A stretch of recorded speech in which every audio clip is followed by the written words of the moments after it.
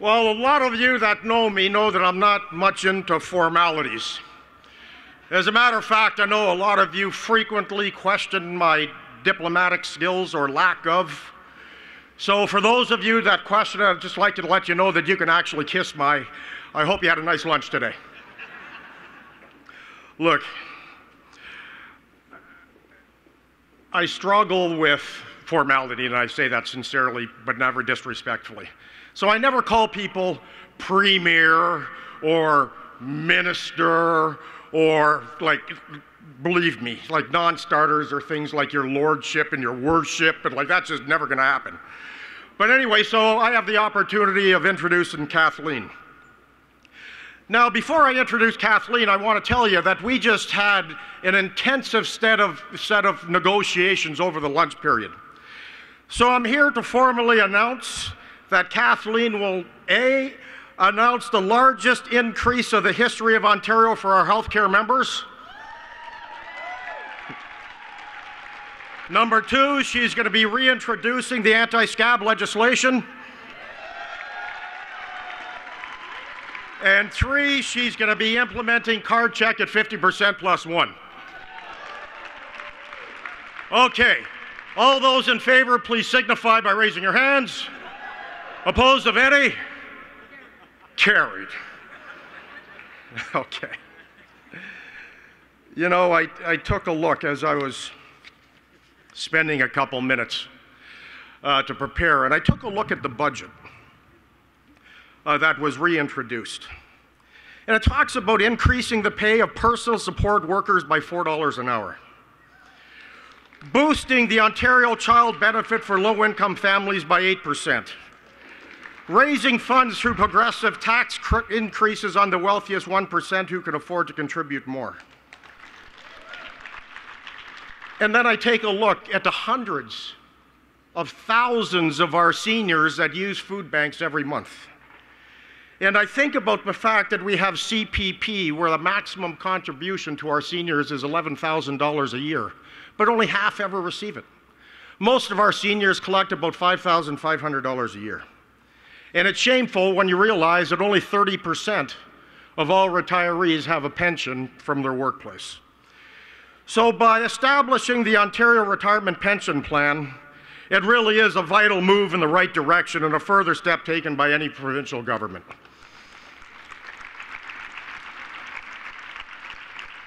$269 million to raise the wages of childcare workers. $2.5 billion for the Jobs and Prosperity Fund to secure investments in advanced manufacturing. $29 billion to invest in much-needed transportation infrastructure over 10 years. What I would suggest to all of us in this room, based on the jobs crisis that's facing us today, that is a heck of a first start.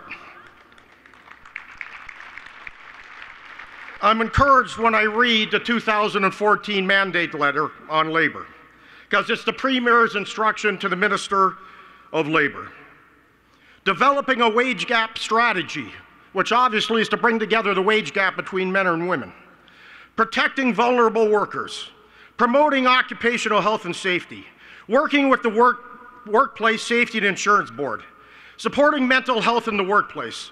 Collaborating on collective bargaining.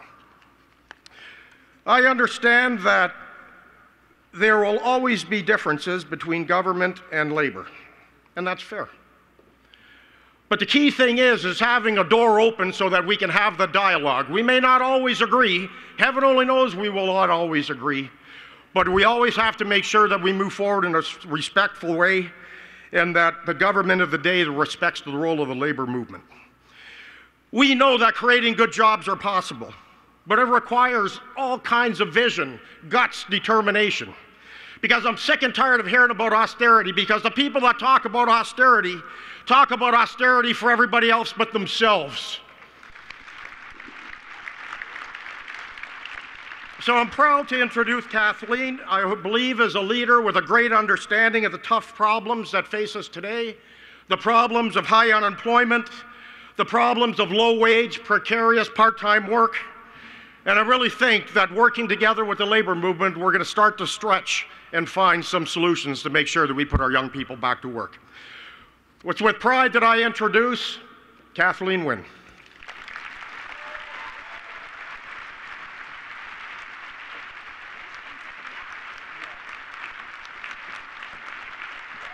Thank you.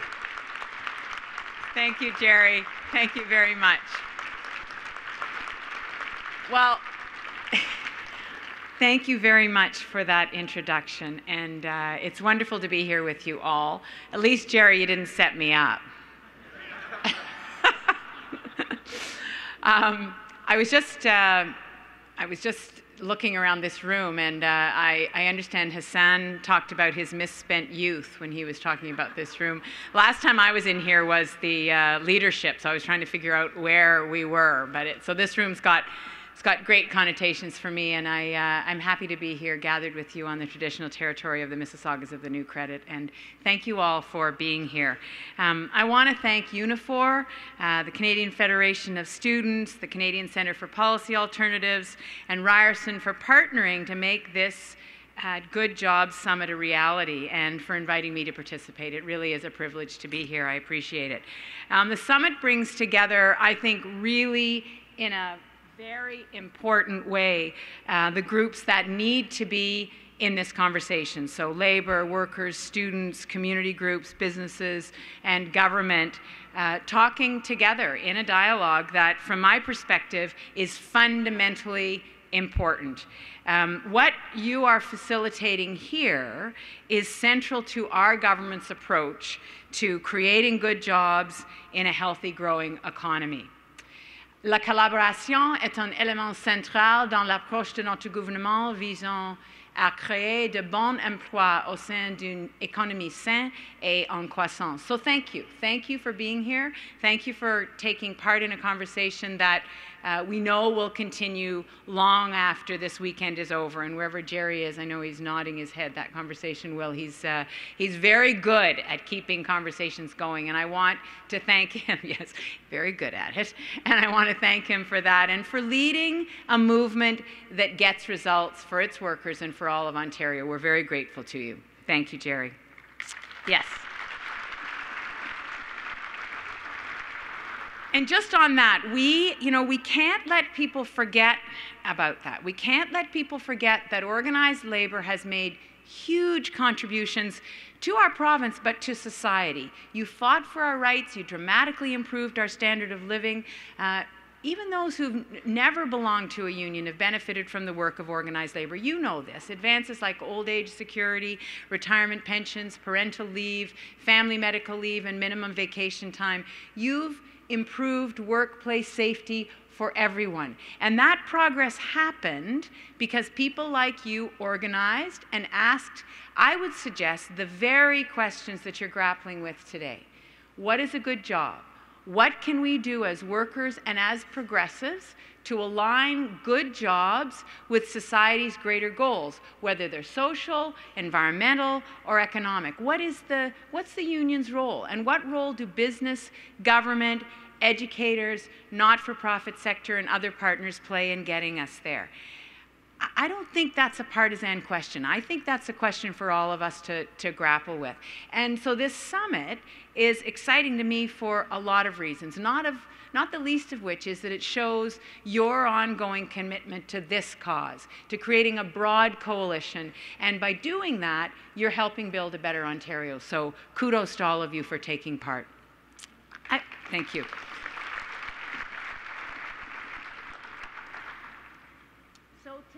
I talked about the history, but today we approach these questions from a very different place and from the same place. Different because the economy has changed dramatically and irreversibly in some ways, and the same place because from both the labor perspective and the management perspective, there are still too many people in this province, in this country, who see the workplace as a battlefield.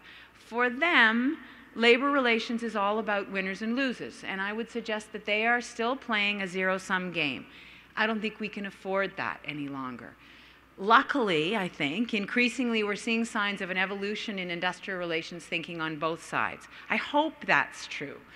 Labor and employers, I think, are beginning to look with some interest at models that are more collaborative, more solution-oriented, more practical, and ultimately more beneficial for everyone.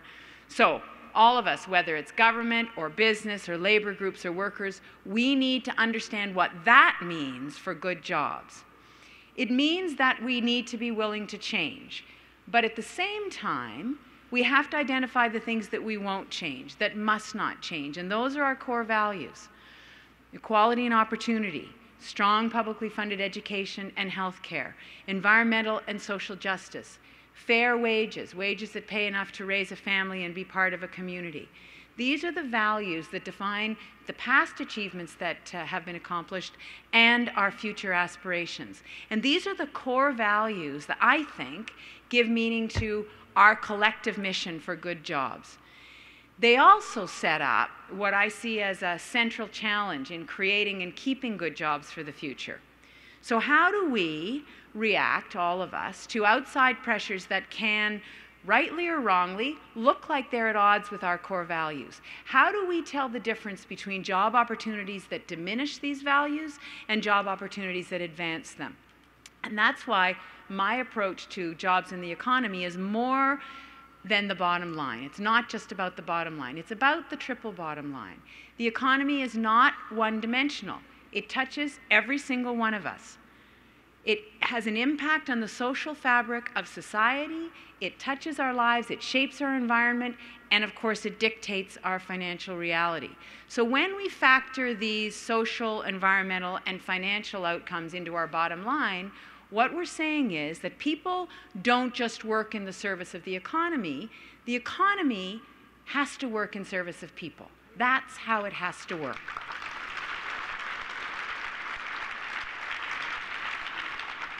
So if you take infrastructure, I love infrastructure. I know construction can be a pain in the butt, but I love infrastructure. And I say when we're driving around the city or driving around the province, you know, we love being slowed up because of construction. That's a good reason to be sitting and waiting. But infrastructure renewal is so important to this province's future that it really stands alone as an item, as a pillar in our economic plan. We've committed $130 billion over 10 years to build modern, sustainable public infrastructure. It's estimated that that investment could support more than 110,000 good jobs on average every year. This includes our historic transit investments over the next 10 years. That's a source of good jobs for today and tomorrow. If we connect transit then back to our core values, what we build carries benefits that support good jobs. Transit helps to make communities more sustainable and helps fight climate change, can improve our health. It increases productivity and attracts more jobs. Transit investment creates investment over the long term, and transit gives greater mobility and social inclusion to disadvantaged groups. But especially relevant to the good jobs discussion, if we look at how we're building transit, is how we do that. How do we build the transit that we're building? Most of you will be familiar with the Eglinton Crosstown LRT, although I know some of you are from other parts of the country even. This is a 19-kilometer light rapid transit rail that'll stretch right across Toronto from Etobicoke to Scarborough. It's a multi-year, multi-billion-dollar project, the biggest transit build in Canada today. So that build, the magnitude of that build, presented an opportunity. Along the line are 5 of Toronto's priority neighborhoods, and by that I mean communities where poverty is pervasive and opportunity is scarce. So these neighborhoods were where historically disadvantaged groups face too many barriers to getting good jobs. Again, they presented an opportunity. These groups needed to be part of every good jobs conversation, and certainly need to going forward. So thanks to the work of Metrolinx, Infrastructure Ontario, the Toronto Community Benefits Network, the Ministry of Training Colleges and Universities, and a whole range of others, these groups actually are part of the discussion of how they can benefit from this investment. Working together, these partners have ensured that the Crosstown build will mean good jobs for people from disadvantaged communities along the line. They signed, in fact, Ontario's first community benefits agreement on a project like this. Training, apprenticeship, and employment opportunities are now a legally binding aspect of the Crosstown. It's a great thing. It's a great thing. So to me, that represents a turning point in how we invest public money. We have the public money invested in the infrastructure, but it's working for people. That's what I love about infrastructure investments. Good jobs here in Ontario with benefits for the entire community today and tomorrow. With so much investment in public infrastructure ahead, we're going to keep working together to seize every opportunity for good jobs that build that fairer, more equitable Ontario that I know we're capable of. And I hope that the community benefits process signals a new era of collaboration along the workforce development pipeline, bringing the goals of government, labor, not-for-profit, and business closer together, because they should not diverge. They should be all pulling in the same direction. So if we step back and ask, what are the good jobs going to look like in Ontario 5, 10, or 20 years from now? Ontario's fortunate in that we have an incredibly diverse economy, but it's an economy that's still in recovery and transition. And I know that you've had speakers today already, and I'm sorry I missed hearing them, but I know that you've been talking about this transition. And there's nowhere that this transition is more evident than in manufacturing. In July, manufacturing sales in Ontario were up again. They're closing in on their pre-recession peak, and that's very good news. It means that our factories are running close to full tilt. Demand for our products is picking up, and exports are picking up. But the sales are only half the story. As you know, there are still fewer factories than before the recession, and those factories employ fewer people. For decades, Canada's big exporters benefited from our cheap loonie. We all know that, from the cheap dollar. The 60-cent dollar helped manufacturing become a big export industry and a big contributor to Ontario's quality of life. But it carried downside risk. With a cheap dollar, some manufacturers could put off investments in productivity. Those were the factories we lost in the recession. The ones that invested in technology and productivity survived, and they are now getting stronger. But the technology that assured their survival means they now employ fewer people. And that's the productivity trade-off. We need to become more competitive to compete, and that is displacing workers and changing the definition of a good job. That's the conundrum that we're all dealing with right now.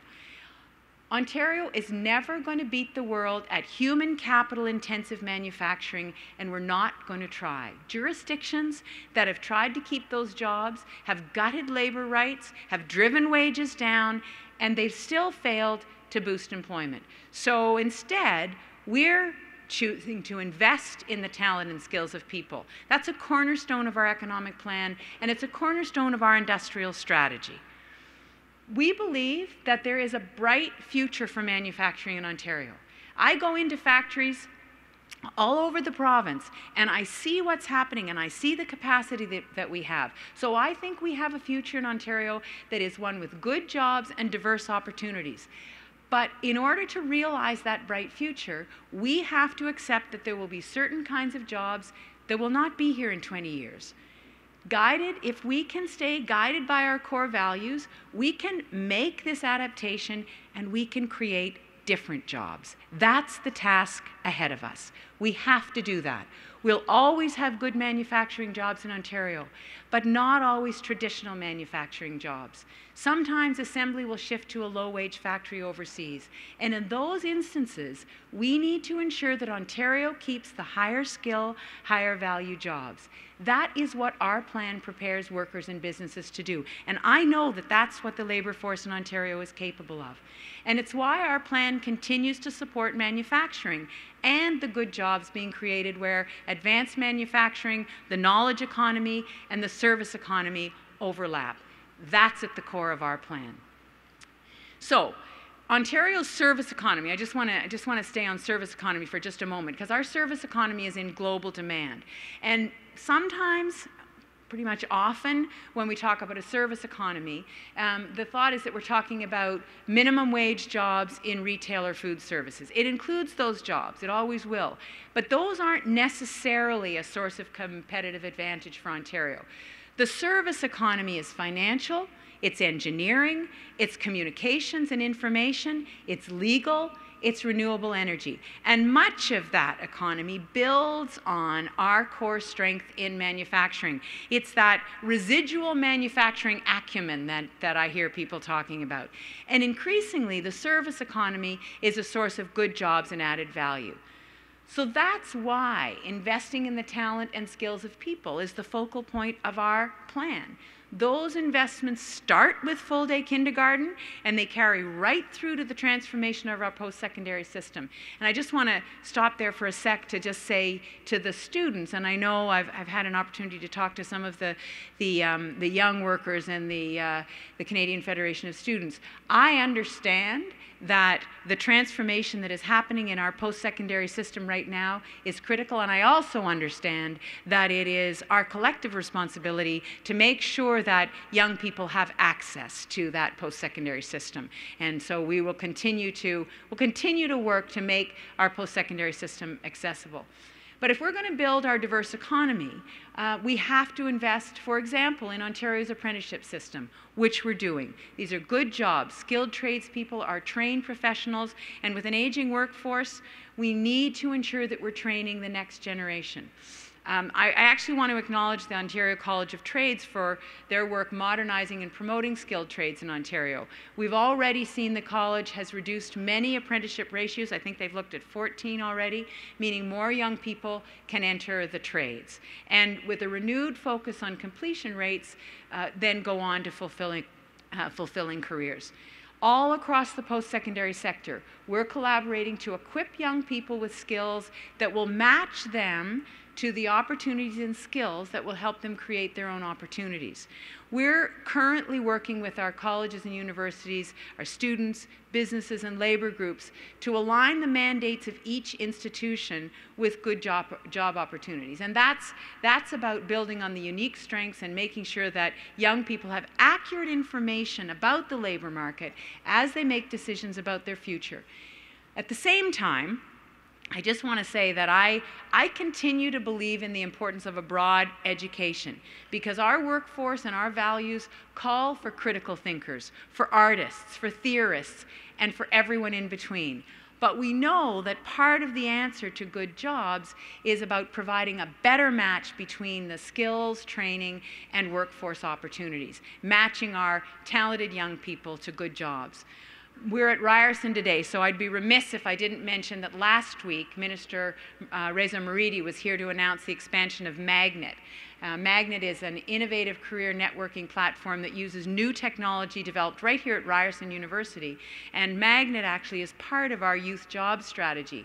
Our youth job strategy is a $295 million investment in good jobs for young people, and we're 2/3 of our way toward our target of helping 30,000 young people find meaningful work, build job skills, and start their own businesses. And at the center of that strategy is the Ontario Youth Employment Fund.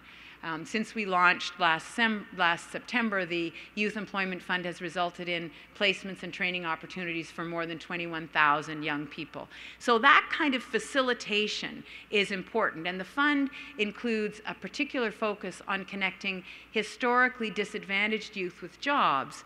Because if I go back to our core values, we don't just seek good jobs as an end unto themselves. We also seek good jobs because they build the fairer, more equitable Ontario that we want.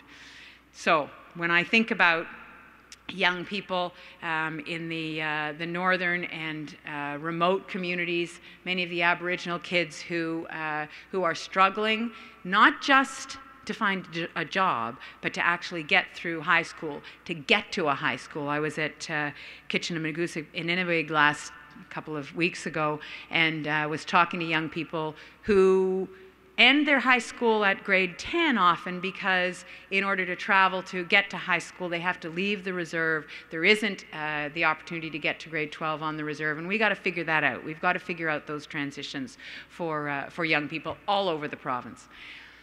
Now, you may have heard me say that I'm leading from the activist center, and what I mean is this, that my government is activist in temperament and centered in approach. We're activist because the economic and social trends that we see, and I've just talked about some of them, they're challenging. They call out for action. Any conversation about good jobs needs to include a plan to protect vulnerable workers and precarious work.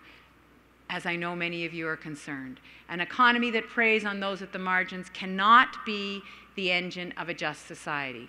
On Wednesday, the Canadian Centre for Policy Alternatives, published its Hennessy Index for October, and I want to just highlight one of the numbers. 22% of Canadians work at low-paying jobs.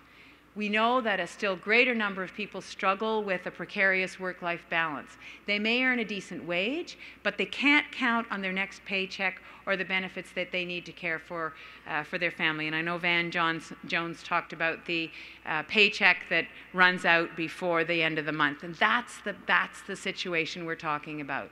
So as we work to expand the good jobs economy, we cannot and we must not turn our backs on the men, women, and young people who are still struggling to find meaningful work at a decent wage. I know that. I get that. And so since becoming Premier, my government has taken some what I think are very important steps to protect vulnerable workers. We raised the pay for personal support workers and will continue to raise it because the people, let's face it, the women who do the work, that work deserve a decent wage. That's right.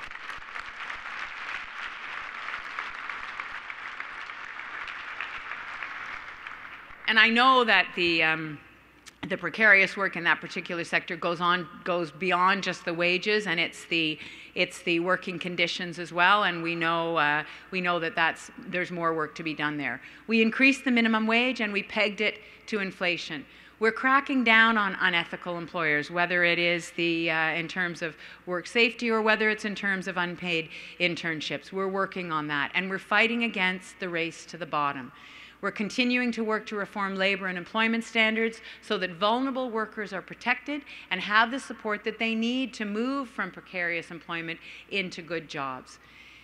We're doing these things because they're central to our core values. An economy that serves our collective needs and our aspirations. That's the kind of economy that we must have in Ontario. An economy that is part of a fairer and more equitable Ontario and in fact drives that justice.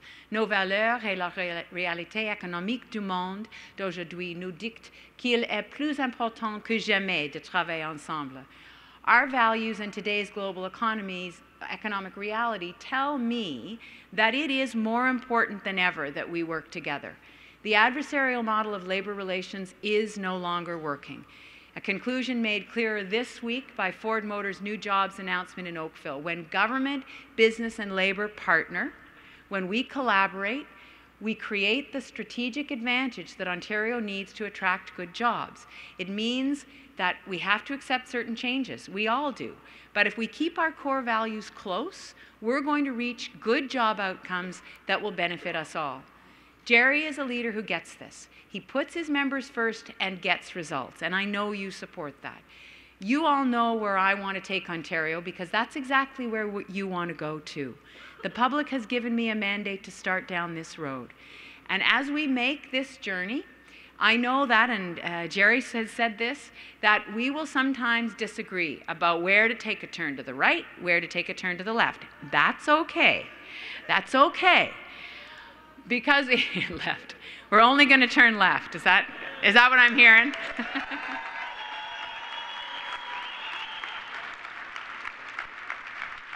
Just remember that activist center. That's where you'll find me. But we agree on the broad destination, and my hope is that we will be able to travel together. My promise to you is that I will work to make that a reality. Thank you for being here today. Thank you for everything that you do to make your communities and Ontario stronger, and I look forward to that journey together. Merci, miigwech. Thank you.